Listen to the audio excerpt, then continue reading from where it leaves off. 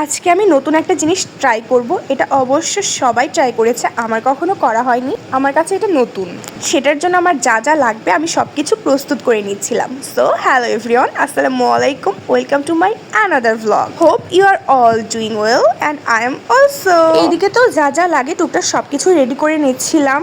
মরিচটা কেটে নিচ্ছি, মরিচ একটাই দিয়েছি, আর তারপরে ধনিয়া পাতাটা কুচিয়ে নিব। ধনিয়া পাতা প্রথমে ধুয়ে নিচ্ছিলাম। সবার আগে তো দেখিয়েছি পেঁয়াজ নিয়েছি দুইটা, বড় সাইজের পেঁয়াজ দুটো নিয়েছি। আমি প্রথমে এটা আজকেই ট্রাই করেছিলাম। এই যে আমার ছোট ফ্রাই প্যানটার ভিতরে দেখছেন একটু একটু লেগে আছে, এটা আমি আজকে দুপুরবেলা একবার একটুখানি এমনিতে ট্রাই করেছিলাম কেমন লাগে দেখার জন্য। ও আচ্ছা, আমি তো বলিনি আমি কি করব। আমি ঝুড়ো মাংস করব।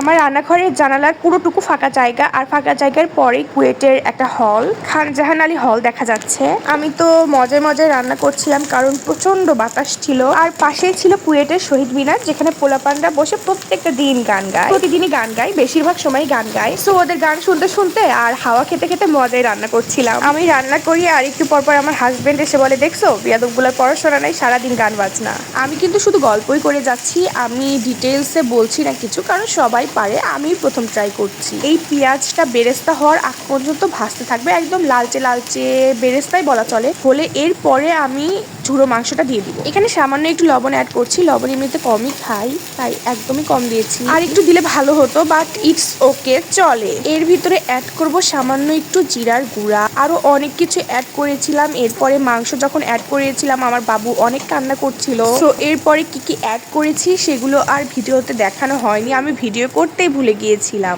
এই যে জিরা গুঁড়া অবধি দেখানো হয়েছিল, এরপরে জিরা গুঁড়া দেওয়ার পরে অনেক ভালোভাবে নাড়াচ্ছিলাম। বেরেস্তা হয়ে যেতে একটুখানি টাইম লাগবে, সেই অবধি অপেক্ষায় আছি কখন বেরেস্তা হবে, এরপরে ঝুড়ো মাংসগুলো দিব। আর বাদ বাকি ভিডিওটুকু দেখানো হয়নি, এই যে ডিরেক্ট ঝুড়ো মাংস হয়ে যাওয়ার পর একটুকু দেখানো হয়েছে। আল্লাহ, এটা যে আমার কি মজা লাগছে! মজা না লাগলে অবশ্যই আমি দুপুরবেলা একবার বানিয়ে খেয়ে রাতের বেলা আবার আমাদের জন্য এক্সট্রা ভাবে বানাতাম না। এরপরে সবশেষে অ্যাড করেছি ধনিয়া পাতা। বেসিক্যালি এই রান্নাটা হচ্ছেই নাড়াচাড়ার উপরে, সবসময় নাড়াচাড়ার উপরেই থাকতে হবে, যেহেতু ঝুড়ো মাংস করছি তো নাড়া তো দিতেই হবে অনেক বেশি। আচ্ছা, এত আর নাড়াচাড়া না দেখিয়ে আপনাদেরকে ফাইনাল লুকটা দেখাই, চলুন। এই যে এই পর্যায়ে, এখন যে পর্যায়ে দেখা যাচ্ছে এটা শেষের পর্যায়ে আর কি হয়ে এসেছে।